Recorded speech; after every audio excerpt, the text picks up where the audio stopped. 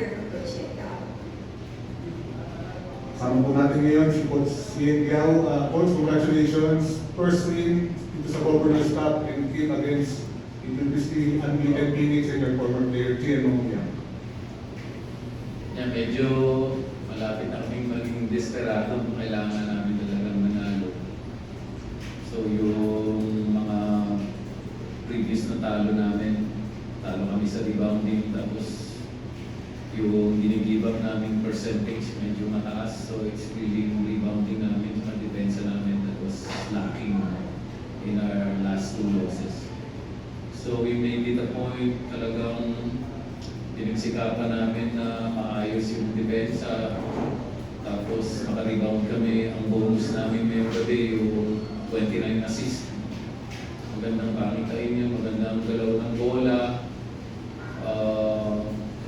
Marami kaming open looks sa 3. Ang mabuti yung mga importanteng tira pumasok.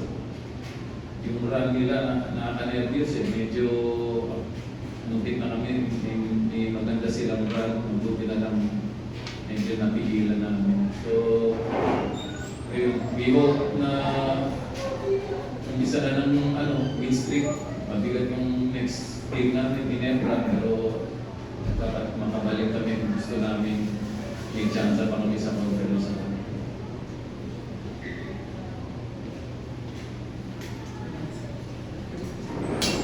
Coach, kumusta lang facing Gian Mongya and also before the game, paano sa side sa'yo?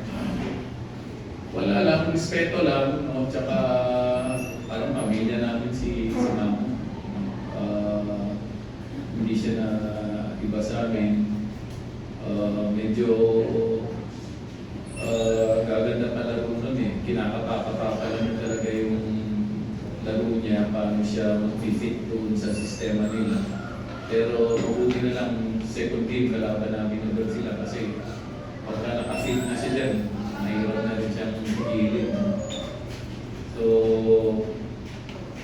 very positive naman ako. No? Importante, masaya siya doon sa pinalaman niya. Aaron, congratulations. Finally, first win. How was it feel to finally get that chip off your shoulder after the season to start? It feels good to get this win. Finally, we're playing with some sense of urgency. Coach is telling us to really focus on defense and rebounding, and that's what made the difference today.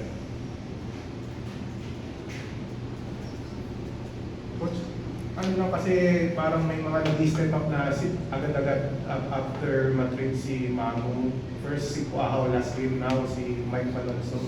Let's talk about yung Yun yung natural progression eh. Doon talaga pupunta yung playing time ni Mamo, mapupunta sa kanila, magdadagdagan yung minutes na pwede kong i-distribute sa mga players. So, yun yung talaga, natural na mangyayari yun, mabibigyan ng pagkakataon yung ibang players. So, hindi naman tayo dinidisappoint ng mga binibigyan natin ng pagkakataon. So, kailangan talagang mag-move on ka na eh. Kailangan mag-adjust ka na. Malaking bagay sa amin si Mamo, pero unti-unti nasasanay na kami. Pati yung rotation ko, na-adjust ko na tanggap na wala na siya sa amin. Coach, matipes agad yung new rotation mo in your next game against parang the Ginebra test. So yun lang, kalaban nyo ng semis eh. Actually, hirap kami talaga ng semis sa ang ganda ng nilaro ni Brownlee, ang ganda ng nilaro ni RJ. Ewan ko kung makakabalik na si Scotty. Hirap kami sa matchup sa Ginebra. Pero tingnan natin ngayon kasi wala nga si Brownlee, magaling din yung import nila. So may ilang araw ay makakaganda na mabuti. Let's talk about your matchup with the Ginebra import. Looks like you play the same game somewhat inside the paint. Have you seen Yeah. Yeah, just okay. Iba siya pamilya. Okay. Questions? No more? Alright, wraps up our post-game press conference. Sir, question. Okay, that wraps up our post-game press conference. Congratulations once again.